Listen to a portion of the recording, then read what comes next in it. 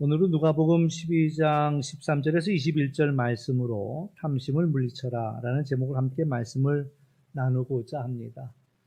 예수님을 따르던 무리 중에 한 사람이 예수님께 찾아와서 간구를 합니다. 우리 형에게 한 말씀 해주셔서 아버지의 유산을 잘 나눌 수 있도록 해달라라는 그런 부탁을 하지요. 동생은 이제 형이 나누어준 그 유산이 마음에 차지 않았던 겁니다. 그래서 좀 예수님께서 중재해 주셨으면 좋겠다, 이제 이런 이야기를 한 거죠. 참 어려운 일 중에 하나가 유산을 나누는 일 같아요. 그래서 안 싸우던 싸움도 싸우게 되고 형제 간에 문제가 또 갈등이 생기기도 합니다. 남의 떡이 커 보인다라는 말이 있잖아요. 실험을 한 적이 있습니다. 접시에다 양쪽에다 똑같이 사탕을 100개씩 넣어놨어요. 그리고 하나씩 선택해라. 그러니까 이제 이렇게 보니까 이쪽이 더 많은 것 같으니 얼른 이쪽을 선택하고 또 이쪽을 선택하고 했어요. 그 선택을 하고 이제 끌어안고 보니까 상대방께 더 많아 보이는 거예요. 그러면은 바꿔도 좋다. 그러니까 얼른 두 사람이 얼른 바꿨어요. 또 바꾸고 나서 또 보니까 또 저쪽 게 많아 보이는 거야. 그러니까는 한 번 더 바꿔도 좋다. 그러니까 한 번 더 바꿀 때 둘 다 얼른 바꿨어요. 그리고 나서 나중에 세 보니까 사실 똑같아. 똑같은데 이상하게 남의 떡이 더 커 보인다라는 그런 이야기죠. 내가 가지고 있는 건 과소평가하고 다른 사람이 가지고 있는 건 과대평가를 하고, 그러니까 남의 게 더 좋아 보이는 거예요. 그러니까 이제 이 유산을 나눌 때도 예를 들어 현금이라면 딱 나누면 반이 정확하게 나눠지겠지요. 그런데 이제 예를 들어 땅이라고 한다면 어떤 땅은 작은데 노른자 땅 같은 땅이 있고 어떤 땅은 평수가 넓은데 그런데 사실 이제 외곽에 있기도 하고, 이제 서로 나누고 난 다음에는 그래요. 저희가 노른자 땅을 가져갔네 이렇게 되는 거고, 또 저쪽에서는 그 평수 많이 차지했네. 이게 서로가 못마땅하대. 팔아서 나누지 않는 이상은 서로가 불만스럽다라는 그런 이야기죠. 그러니까 형이 나누어준 그런 아버지의 유산이 이 동생의 마음에 차지 않는 거예요. 그러니까 이제 이 동생이 예수님께 부탁을 하는 거죠. 예수님, 한 말씀만 해주시면 형이 다시 제대로 나눠줄 텐데 좀 이것 좀 정리해달라라는 부탁을 하는 거죠. 근데 예수님의 대답은 전혀 기대 밖이었습니다. 예수님께서 이 동생에게 탐심을 물리쳐라 이렇게 이제 말씀하시는 거예요. 예수님이 이 형을 불러다가 좀 꾸짖어줬으면 좋겠는데 형을 불러올 생각은 안 하고 되려 자신에게 이 불공평하다고 하소연하는 자신에게 탐심을 물리쳐라. 누가 나를 너희의 재산 나누는 자로 세웠느냐 이렇게 꾸짖는 거죠. 사실 예나 지금이나 물질은 우리에게 참으로 중요합니다. 그러니까 이제 곳간에서 인심이 난다고 물질이 있어야 선한 일도 하고 또 하나님 기뻐하시는 일도 하지 않겠냐 이거지요. 또 예수님께서 잘 중재해 주셔서 형이 내게 내 목을 준다면 그럼 내가 예수님을 더 잘 섬기지 않겠습니까? 이런 식의 이야기죠. 그래서 예수님은 정의로운 분이니까 오셔서 이 모든 것들을 정의대로 판단해 주셔야 한다. 솔로몬이 멋진 재판을 했던 것처럼 예수님도 명판단을 내려주셔서 이것을 정리해 줬으면 좋겠다라는 거예요. 이제 문제는 예수님을 잘 따른다는 그 형조차도 이 재산 문제에 있어서는 공평하지 않으니까 문제가 되었다라고 이야기하면서 이 동생의 요구대로 좀 형 좀 불러다가 바르게 가르치고 또 잘못을 바로잡도록 좀 따끔하게 말씀해 주셨으면 좋겠다라는 것이 이제 동생의 마음이죠. 물론 동생의 하소연을 들어보면 잘못된 하소연이 아닙니다. 그래서 형을 불러다가 알아들을 수 있게 한마디 해주면 좋은 일이고 또 어렵지 않은 일이고 형제 사이도 원만하게 또 사이좋게 해결할 수 있지 않겠나. 이것이 이제 동생의 요구지요. 근데 예수님이 보실 때는 문제는 그게 아니라는 것을 알아차리신 거예요. 문제가 더 깊은 데에 있다라는 것들을 보셨고, 그런 면에서 형이나 동생이나 다르지 않았다. 이 문제의 원인이 뭐냐? 이게 탐심이라는 거죠. 그래서 형도 탐심이 있어서 더 많은 것을 차지하려고 했고, 아마 내가 더 이것을 가져야 하는 당위성에 대해서 합리적으로 이야기했겠죠. 그리고 더 많은 걸 챙겼을는지도 모릅니다.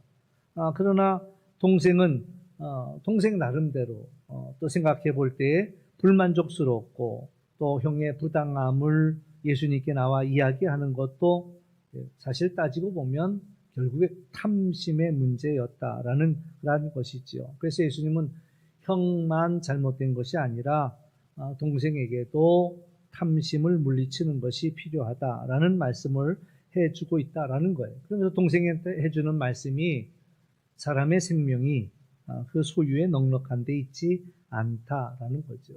물론 소유 중요합니다. 지극히 당연합니다. 물질이 필요 없다라고 이야기하시는 것은 아닙니다.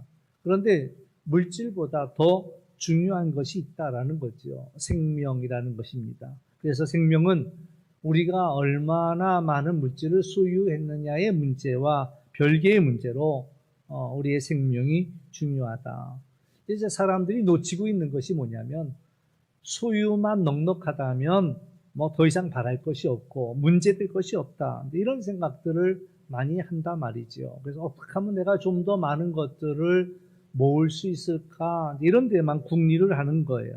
그러나 예수님이 하시는 말씀은 그 소유의 넉넉함과 생명은 상관이 없다라는 그런 이야기를 말씀하시는 거죠. 그러면서 이제 오늘 한 비유를 들려주시는 것이, 한 부자가 있는데 그 밭에 소출이 풍성했다라는 거예요. 그러니까 그의 마음속에 고민하기를, 야, 이렇게 많은 소출이 있는데 이걸 어디다 쌓아두지? 쌓아둘 곳이 없네. 그러다가 이렇게 해야 되겠다. 내가 이 곡간을 헐고 더 큰 그런 곡간을 짓고 거기에다가 내 물건을 쌓아두리라. 그리고 이제 스스로에게 이야기하기를, 내 영혼아, 여러 해 쓸 물건을 많이 쌓아두었으니 이제 평안히 쉬고 먹고 마시고 즐거워하자. 네, 이 부자는 불법을 행하지 않았습니다. 재산을 모음에 있어서 불법을 행하지 않고 많은 재산을 모았습니다. 그런데 이의 결정적인 문제는 그에게 하나님이 없다라는 것이 문제예요. 그가 고민하는 그 모든 과정 속에서, 아이고, 이게 내가 너무 소출이 많네. 이 소출을 담아둘 데가 없네. 그럼 내가 창고를 더 크게 지어야 되겠네. 그리고 이걸 여러 해 이제 쌓아둔 것을 먹고 마시고 즐거워해야 되겠네. 이 모든 과정 속에서 이 부자는 한 번도 하나님을 생각해 보지 못했다라는 거예요. 그러면서 내 영혼아, 내 영혼아, 내 고민만 한 것이지 하나님에 대한 생각이 없다라는 거예요. 그때 이 어리석은 자를 향하여 하시는 말씀이, 오늘 밤에 내가 너의 영혼을 도로 찾는다면 내가 준비한 이 모든 것이 과연 누구의 것이 되겠느냐라는 질문을 하시면서 자기를 위하여 재물을 쌓아두었지만 하나님께 대하여 부요하지 못한 자가 다 이와 같다라고 말씀하시죠. 이 부자에게는 하나님이 없었습니다. 하나님이 없으니까 이웃도 없습니다. 오로지 자기만 보이는 거예요. 그러니까 내가 자기 생각만 하는 거예요. 하나님이 보이면 하나님의 뜻이 보이고, 하나님의 뜻이 보이면 그러면 이웃도 보인다라는 거예요. 자기가 나누고 섬겨야 할 그런 이웃이 보이는데 하나님이 보이지 않으니까 그냥 자기만 보는 거예요. 내가 이거 먹고 마시고 즐기고 이런 생각만 하고 있다라는 그런 이야기죠. 물질이 전부이고 그것만을 의지한다라는 거예요. 문제는 그날 밤이라도 예수님이, 하나님이 그 영혼을 도로 불러갈 수 있다라는 생각을 전혀 하지 못했다라는 거죠. 아무리 수고해서 큰 창고에 다 채워두었다 할지라도 그 많은 것이 하나님께서 그 영혼을 도로 찾으실 때에 그의 생명을 보장해주지 못하더라라는 거예요. 그래서 예수님이 가장 근본적인 이야기를 하는 거죠. 탐심을 물리치라. 탐심이 가지고 있는 치명적인 약점은 그 사람을 물질의 노예로 만들어 버린다라는 거예요. 철저히 노예로 묶어버리고 만다는. 그래서 그 일은 아무것도 보이지 않습니다. 그렇지 않겠어요? 우리가 물질에 매이는 순간, 그 돈이 얼마가 되든, 100만 원부터 시작한다고 합시다. 100만 원. 100만 원을 모으고 나면은, 언제 200만 원을 모으지? 이런 고민이 되고, 또 200만 원을 모으면 언제 나는 1000만 원이 되나? 또 1000만 원을 갖고 있는 사람은, 다른 사람은 억대를 갖고 있는데, 또 억대를 갖고 있으면은, 이 억 갖고 뭐 해? 이왕이면 10억은 돼야지. 또 10억 갖고 만족합니까? 100억 갖고 있는 사람들이 얼마나 많은데, 또 100억이 문제가 되잖아요. 1000억이 필요하고, 1조가 필요하고, 그러니까 만족함이 없다라는 거예요, 만족함이. 그 사이에 아이가 병에 걸렸는데도 병원 갈 생각 안 해요. 얘 대고 병원 갔다가 병원, 그동안 모은 돈 병원에 다 갖다 주게 생겼네. 그러니까, 심지어는 어떤 이는 가르치지도 않아요, 아이들한테. 이거 내가 어떻게 해서 모은 돈인데, 이거 너희들을 가르치냐? 이러면서 아예 그냥 그 돈에 꽁꽁 매이는 거예요. 먹고 싶은 거 있어도, 이거 내가 아끼면 이게 얼마인데, 이 생각하면. 남들 하는 그 일들을 다 보면서, 저런 거 다 하고 살면 내가 언제 그 돈을 모아? 그러니까 돈에 매여버리고 마는 거죠. 물질에 매이는 순간, 그가 잃어버리는 게 있습니다. 감사를 잃어버립니다. 기쁨을 빼앗깁니다. 그리고 이제 당사자는 불평이 나오고 불만족이 나오고 다른 사람에 대해서 불평이 생기기 시작하고 원망이 생기기 시작한다라는 거예요. 이게 바로 예수님께서 그들의 재판장이 되기를 거부하신 가장 근본적인 이유죠. 형도 탐심이 있었지만 이 아우에게도 탐심은 다르지 않았다라는 거죠. 그래서 어떠한 판결을 내려준다 할지라도 두 형제에게 아무런 도움이 되지 못한다는 것을 아셨고, 그래서 하신 말씀이 탐심을 물리치는 것이 무엇보다도 중요하다. 하나님이 우리에게 원하시는 것은 우리가 이 땅을 살아가면서 부요한 삶을 살기를 원하셔요. 예수님이 이 땅에 오신 목적도 그랬습니다. 내가 온 것은 양으로 생명을 얻게 하고 더 풍성한 삶을 살게 하기 위해서 오셨다. 이 땅을 살아가면서 우리가 풍성한 삶을 살기를 원하신다라는 거죠. 그래서 하나님의 뜻은 여러분 한 분 한 분들이 정말 진정한 부자로 살기를 원하신다. 하나님께서 아브라함에게 복을 주셨고 아브라함은 이 땅을 정말 부자로 살았습니다. 뿐만 아니라 내가 너를 복의 근원으로 삼겠고 너는 복의 근원이 되라 말씀하셨어요. 진정한 부자가 누가 진정한 부자이냐, 누가 진정한 부요함을 누리느냐라고 할 때 그것은 세상의 물질만을 의미하지는 않습니다. 알렉산더 대왕은 젊은 날에 왕이 됐죠. 20세의 왕이 되었습니다. 10년 동안 온 세상을 정복했습니다. 페르시아를 정복하고 유럽을 정복하고 아시아를 정복하고 아프리카를 정복하고. 그런데 그이가 안타깝게도 예수님이 돌아가신 나이인 33살에 죽게 됩니다. 그가 죽게 된 이유는 현대의 이제 그 학자들이 연구한 바에 의하면 일사병으로 죽었대요. 너무나 더운데 테러를 당할까봐 그게 두려워서 그 더운 날 두꺼운 갑옷을 늘 입고 살았다고 그러고요. 또 누가 공격해 올지 모르니까 그 가마를 타는데 아주 무쇠로 된 가마를 타고 다닙니다. 그 속에서 일사병으로 죽었다라고 그것을 사인을 밝히기도 했습니다. 너무 허무하게 세상을 떠나지요. 그 온 세상을 정복해 놓고도. 그래서 이런 일화가 들려집니다. 그게 사실인지는 잘 모르겠지만은 내가 죽을 때 반 옆에다 구멍 2개를 내놓고 내 빈손을 좀 밖으로 내놔라. 그래서 내가 이 온 세상을 정복했지만 죽을 때는 가져가는 게 아무것도 없이 빈손으로 간다라는 것들을 보여주라고 했다고 하는데 누가복음 16장에 보면 이런 이야기가 나옵니다. 부자와 거지 나사로 이야기가 나오지요.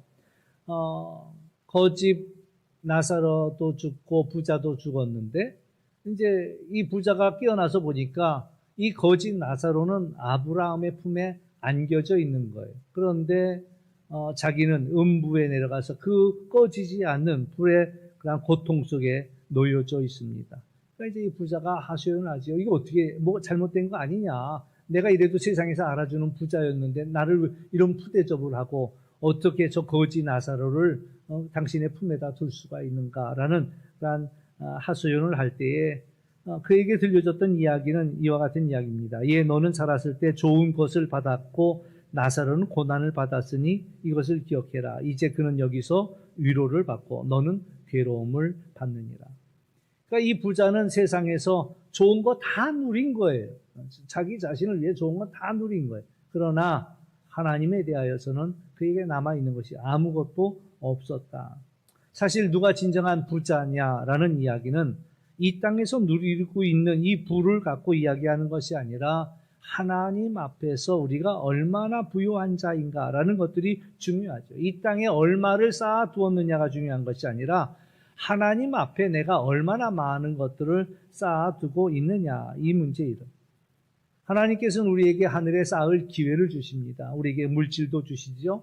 우리에게 필요한 것뿐만 아니라 우리에게 필요한 것 그 이상의 많은 것들을 하나님께서 우리에게 허락하셔요. 우리가 가지고 있는 것은 다 내 것만은 아니다라는 거예요. 하나님이 우리를 청지기로 삼으셨고 우리에게 필요한 것만 주셨을 뿐만 아니라 그 이상을 우리에게 주시는 거예요. 그러면서 이것을 어떻게 쓰는가라는 것. 우리가 이제 부모들이 아이들을 데리고 좀 짓궂은 장난을 할 때가 있습니다. 맛있는 과자를 하나 주면서 과자를 줬단 말이죠. 그러니까 이 아이가 막 먹으려고 하는데 아이한테 아빠가 먹고 싶어. 그리고 입을 딱 벌린단 말이야. 아빠가 먹고 싶어. 그러면 이 아이는 이 과자를 놓고 얼마나 이제 큰 갈등이 시작되겠습니까? 먹고 싶은데 아빠가 달라고 그러니 아빠를 드리면 자기가 먹을 게 없고 자기가 먹으면 아빠를 드릴 수가 없고 아주 그냥 심각한 생존의 갈등을 느끼죠. 이걸 줄까 말까.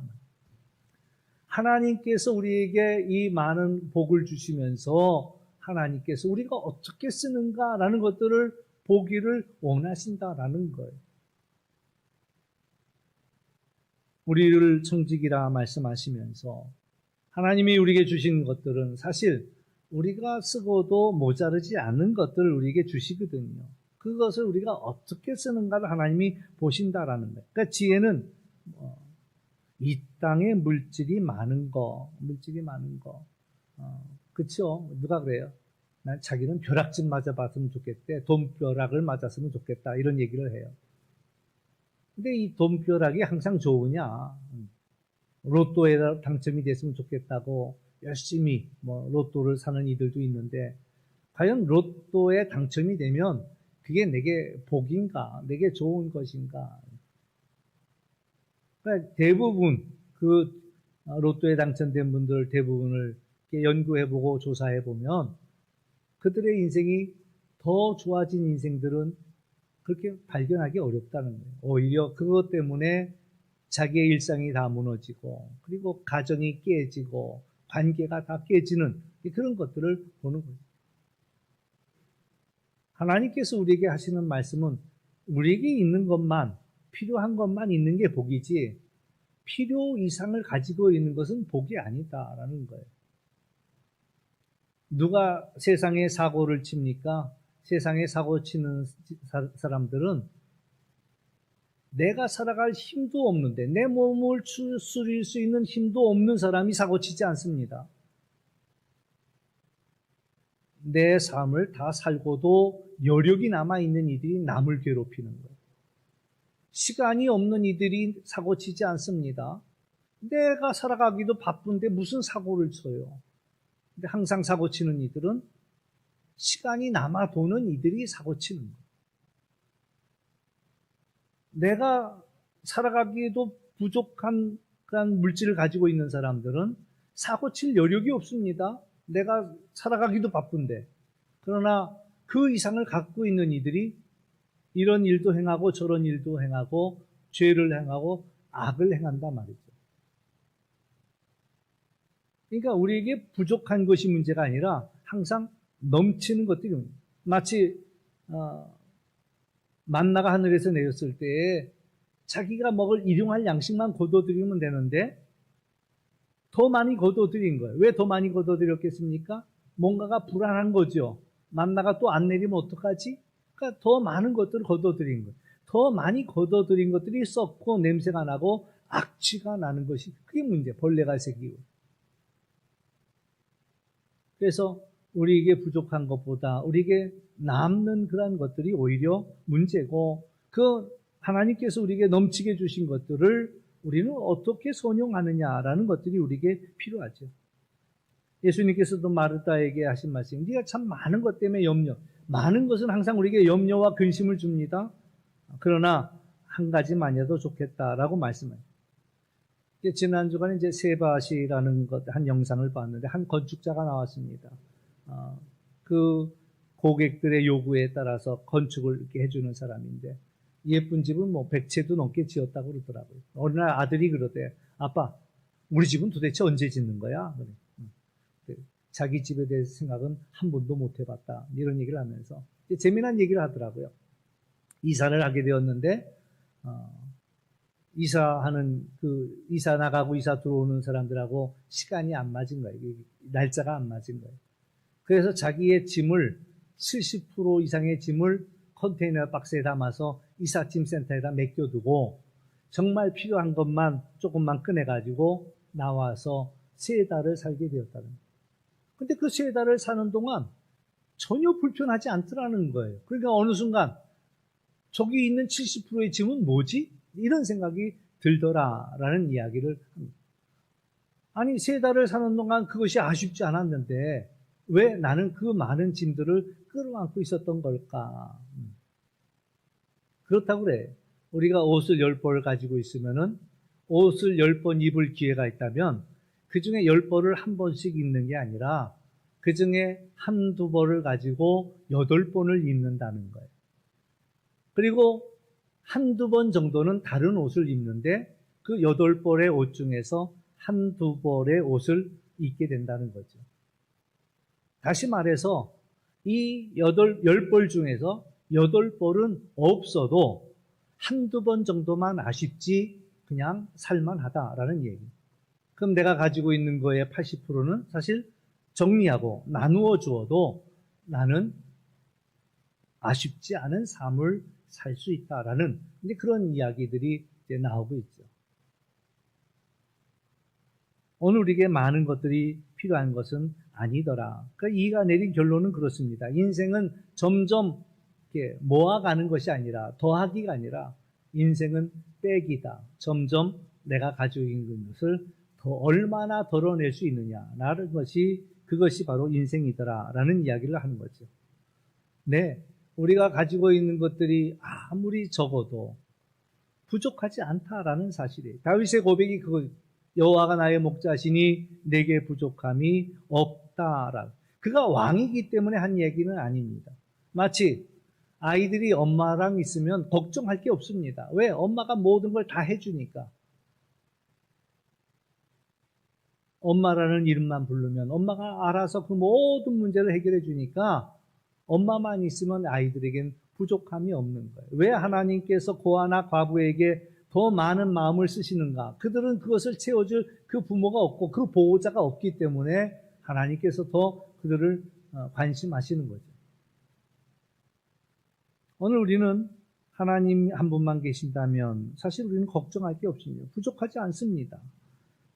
오늘 우리에게 많은 것이 필요한 것이 아니라 오히려 성경은 우리에게 자족하는 것이 지혜라는 것을 알려줍니다. 내게 주어진 것들이 작지 않다라는 것, 또 하나님이 우리를 사랑하시고 우리를 위하신다는 것을 우리가 깨닫는다면 물질이 주지 못하는 기쁨이 있고 물질이 주지 못하는 감사가 우리에게 있더라라는 그런 이야기죠. 물론 물질을 움켜잡을 때 기쁨이 있습니다. 없던 물건이 생기면 기뻐요. 그러나 그것은 정말 작은 기쁨에 불과합니다. 우리의 창고가 채워져 가는 것들을 볼 때 기쁨이 있죠. 그러나 그런 기쁨들은 일시적인 기쁨이에요. 근데 이상하게도 그것보다 더 큰 기쁨이 있는데 그것은 뭐냐? 내가 가지고 있는 것을 필요한 사람들에게 나눠줄 때의 그 기쁨은 내가 움켜잡았을 때의 기쁨보다 더 크더라라는 거예요. 맛있는 게 있는데, 맛있는 게. 이거 내가 먹었으면 딱 좋겠는데. 근데 딱 먹으려고 하는 순간에 우리 아이가 생각이 나는 거예요. 야, 이거 내가 먹는 것도 좋지만 우리 아이 주면 더 좋겠다. 그래서 내가 먹고 싶던 것을 삶고 아이 입에 넣어줄 때 오히려 그게 기쁜 거예요. 우리 부모들이 그렇지 않습니까? 다 먹지 아니하고 아이들을 위해 남겨두었다. 그것을 줄 때 그 기쁨이 더 크더라. 예수님께서도 사도행전에 보면은 하셨더니 주는 자가 더 복이 있다라는 이야기를 하죠. 우리가 줄 수 있다는 것. 그게 얼마나 더 큰 복이냐라는 그런 것이죠. 소돔과 고모라 땅을 나눌 때도 마찬가지였습니다. 아브라함과 롯이 더 이상 한 공간에 있을 수가 없는 거예요. 양떼가 늘어나서. 그러니까 이제 우리 분가하자라고 이야기하는. 근데 아브라함이 그래도 삼촌이라고 더 여유 있게 이야기하죠. 네가 동하면 내가 서하겠고 네가 서하면 내가 동하리라. 근데 이 조카 롯이 말이에요. 눈치도 없이 기름진 땅을 차지하죠. 소돔과 고모라 땅이 훨씬 기름지니까 내가 이 땅을 갖겠다. 그날 밤에 하나님께서 아브라함에게 나타나서 하시는 말씀이 내가 너의 기업이다. 내가 너의 상급이다. 라는 이야기를 들려주시죠. 오히려 하나님께서 우리의 기업이 되신다라는 그런 이야기. 오늘 우리는 누구입니까? 우리는 본향을 향하는 순례자다. 그 얘기는 오늘 우리의 인생은 여기서 끝나는 것이 아니라 우리의 목적지는 이 세상 너머에 우리의 본향이 있다라는 이야기. 누가 진정한 부자냐라는 것이 결정되어지는 것은 이 땅에서 결정되어지는 것이 아니라 하나님 나라에서 결정이 되어질 터인데, 하나님은 우리가 부유한 자가 되었기를 원하는데 진정한 부유한 자는 하늘의 복을 쌓아두는 자라라는 이야기죠. 탐심은요, 아무리 채워도 만족함이 없습니다. 오히려 더 큰 갈증이 오더라라는 거예요. 물질에는 만족함이 없습니다. 잠언서에서도 거머리에게는 두 딸이 있는데 다오다오 하느니라. 아무리 채워줘도 채워지고 만족함이 없는 게 그것이 바로 물질이에요. 그런데 오히려 디모데전서 6장 6절에서는 자족하는 마음이 있으면 경건은 큰 이익이 된다라고 이야기합니다. 자족하는 비결. 사도 바울이 깨달은 건 그거예요. 내가 높은 데 처할 줄도 알고 낮은 데 처할 줄도 알고, 그래서 자족하는 일체의 비결을 내가 깨달았다. 그러니 높은 데 처하는 것도 교만하지 않고 낮은 데 처하는 것도 비굴하지 않고 정말 하나님으로부터 부족하지 않은 그것을 그는 깨달았다라고 고백하는 거죠. 그러므로 오늘 주님께서 우리에게 주시는 말씀은 이 땅을 살아가면서 탐심에 끌려다니지 말고 자유한 자가 되라. 탐심을 다 버리라고 물리치라고 말씀하시죠. 탐심을 극복할 수 있는 그런 비결은 나누는 일입니다. 우리의 것을 나누는 거예요. 나눌 때 우리는 탐욕에 빠지지 않게 됩니다. 하나님이 기뻐하시는 청지기는 누구냐? 때를 따라 지혜롭게 나누어 주는 자가 정말 하나님께서 기뻐하시는 그런 청지기. 우리에게 많은 것들을 맡겨주셨는데 아버지의 마음을, 하나님의 마음을 헤아리고 때를 따라서 이가 정말 도움이 필요할 때 우리가 그것을 지혜로운 곳으로 그것을 쓸 수만 있다면 하나님이 기뻐하신다라는 거죠. 우리를 이 땅에 살아가는 동안 하나님의 지혜로운 청지기로 세우셨다라는 사실들을 우리는 기억하면서 우리가 이 땅을 살아가면서 많은 것을 움켜잡는 자가 아니라 한번 생각해 보세요. 우리 아이가 학교를 갔는데 학교 갔다 오더니 학교 가기 전에 없던 걸 들고 있단 말이죠. 또 뭐 비싼 무슨 게임기를 들고 있어. 야, 그거 어디서 났냐? 오늘 학교 와서 친구한테 뺏어왔어요. 야, 너 잘했다. 이럴 부모가 있냐 말이죠. 내가 준 것이 아닌데 그것을 가지고 있는 그 일을 보면은 그 부모의 마음이 그걸 잘했다라고 이야기합니다. 오히려 좋은 걸 들고 나갔는데 올 때 빈손이야. 너 그거 어떻게 했어? 그랬더니 정말 갖고 싶은 사람이 있어서 줬어요? 라고 이야기한다면은 뭔가 씁쓸할지는 모르지만 잘했다, 잘했다. 그게 정상의 부모의 마음 아니겠어요?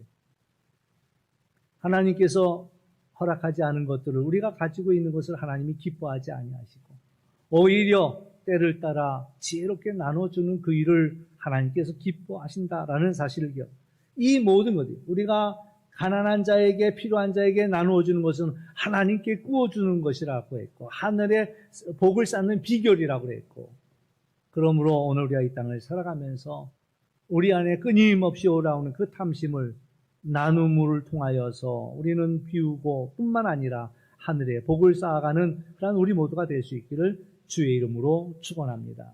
기도하겠습니다. 참 좋으신 아버지 하나님 감사합니다.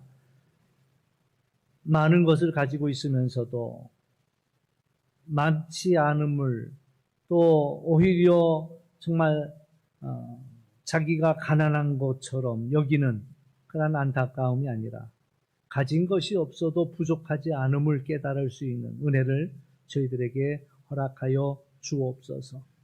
무시로 우리들을 자기의 종을 삼으려고 하는 원수 마귀의 그러한 악한 계계를 우리가 오히려 나눔을 통하여서 탐심을 이루지 아니하고 하나님이 기뻐하시는 삶을 살아갈 수 있는 은혜를 저희들에게 허락하여 주옵소서. 이 세상이 끝이 아니라고 했습니다. 이 세상이 끝이면 사도 바울은 우리는 불쌍한 자라고 했습니다. 그러나 우리에게는 본향이 있고 하나님 앞에 우리가 서게 될 것을 믿고 우리의 순리의 길을 걸어가는데 오늘도 하나님 앞에 복을 쌓아가는 한 날이 될 수 있도록 인도하여 주옵소서. 우리의 눈을 열어 하나님의 하신 일을 보게 하여 주시고 우리의 귀를 열어 하나님의 음성을 듣는 그러한 저희들 되게 하여 주옵소서. 감사하며 예수님의 이름으로 기도하옵나이다. 아멘.